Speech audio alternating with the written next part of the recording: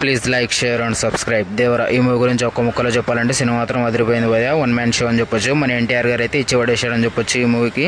Literally ఆ background మ్యూజిక్కి మన ఎన్టీఆర్ గారు అలా నడిచేస్తుంటే ఒక రేంజ్లో ఉంది సినిమా మాత్రం. బొమ్మ అదిరిపోయింది భయ్యా. బ్లాక్ బస్టర్ బొమ్మ ఇది. ఖచ్చితంగా థియేటర్లో చూడండి, మీకైతే ఊరగా నచ్చుతుంది ఈ మూవీ. దేవరా ఆ క్యారెక్టరైజేషన్కి అయితే మీరు పెద్ద ఫ్యాన్ అయిపోతారు భయ్యా. లిటరల్లీ చెప్తున్నా కదా నేనైతే.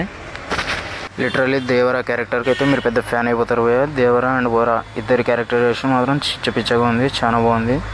ఎన్టీఆర్ అండ్ జాన్వీ కపూర్ వీళ్ళిద్దరి మధ్య కెమిస్ట్రీ కూడా చాలా వర్కౌట్ అయింది భయ్య, చాలా బాగుంది.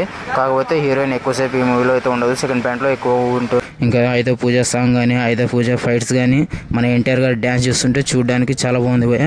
రాజమౌళితో తీసిన ప్రతి తర్వాత ఫ్లాప్ వస్తుంది అనే రికార్డ్ అయితే మన ఎన్టీఆర్ గారు బ్రేక్ చేయడం జరిగింది. ఈ మూవీ పెద్ద బ్లాక్ బస్టర్ హిట్ అవుతుంది భయ్య. సినిమా ఖచ్చితంగా థియేటర్లో చూడండి, థియేటర్లో చూస్తే ఇంకా బాగా ఎక్కుతుంది ఈ మూవీ. విఎఫ్ఎక్స్ కొంచెం లో అనిపించినప్పటికీ సినిమా మాత్రం హైలైట్గా ఉంది. ఇంకా క్లైమాక్స్లో షార్క్ సీన్స్ ఉంటాయి భయ్య, అదిరిపోయిందని చెప్పొచ్చు. దీన్ని ఎన్టీఆర్ గారు 40 minutes సినిమా అదిరిపోతుందని చెప్పడం జరిగింది. సినిమా అయితే చాలా బాగుంది భయ్య, ఖచ్చితంగా థియేటర్లో చూడండి, ఎంజాయ్ చేస్తారు మీరైతే.